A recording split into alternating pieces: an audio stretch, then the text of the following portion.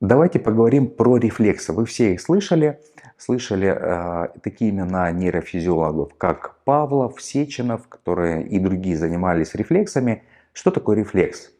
Это определенная реакция нервной системы на раздражитель, если коротко. Рефлексы могут быть врожденные и приобретенные. Приобретенные рефлексы – это письмо, чтение, езда на велосипеде, за рулем, игра на музыкальном инструменте – это все приобретенные рефлексы. И мы живем благодаря этим рефлексам. Что такое безусловные рефлексы? Очень часто на приемах, когда мы смотрим, лечим пациентов методом PDTR, они говорят, это волшебство. Я всегда говорю следующее. Волшебство – это на самом деле работа нашего мозга. И мы это волшебство видим, испытываем и чувствуем каждый день, но не замечаем. Давайте поговорим. Вы утром проснулись, когда организм отдохнул, наступает период бодрствования, и человек просыпается. Это волшебство на самом деле. У вас появилось чувство голода, и вы завтракаете. Это тоже рефлекс. Вы одеваетесь, выходите на улицу, там светит яркое солнце, и вы автоматически что делаете? Начинаете щуриться, прикрываете глаз. Это тоже срабатывает безусловный рефлекс, защита аппарата, сетчатка, которая воспринимает зрительные импульсы от яркого света и перевозбуждения. Это тоже рефлекс. Предположим, человек падает с дерева на спину. И такие пациенты очень часто говорят следующее.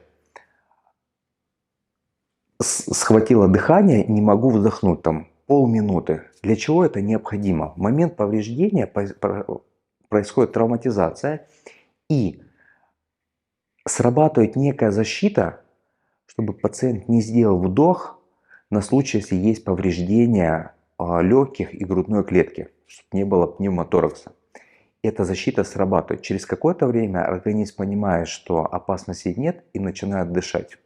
Предположим, вы коснулись горячего предмета, либо острого, и отдернулись. Это тоже рефлекс. Он сработал без вашего участия. Есть рефлекс, предположим, вы едете в автобусе и держитесь за поручень. И автобус резко тормозит, и есть такое движение, которое автоматически возвращает вас в вертикальное положение. Другой вариант. Вы идете, и нога попадает в ямку, и она подворачивается. Срабатывает система защиты, поскольку растягиваются связки. Усиливается тонус мышц, которые препятствуют этому движению. Ножка выравнивается, вы не падаете в норме, идете дальше. И через минуту забываете, что это случилось. Это рефлекс, которые направлены на поддержание вертикальной позиции тела. Потому что если человек будет постоянно падать, это постоянные травмы и небезопасно. То есть это система, которая срабатывает именно в постуральном плане. Если человек приходит, самый простой тест, который мы делаем, мы просим ножки поставить вместе и смотрим. Если человек начинает раскачиваться и ловить себя, то его нервная система настолько не в состоянии контролировать этот процесс. И плюс она еще и нагружена, что это говорит о том, что действительно есть какая-то серьезная проблема, которую обязательно необходимо выявить, это метод PDTR, устранить. И сразу же здесь в кабинете пациент вам скажет, что он стал более стабильным, собранным, его больше не раскачивает.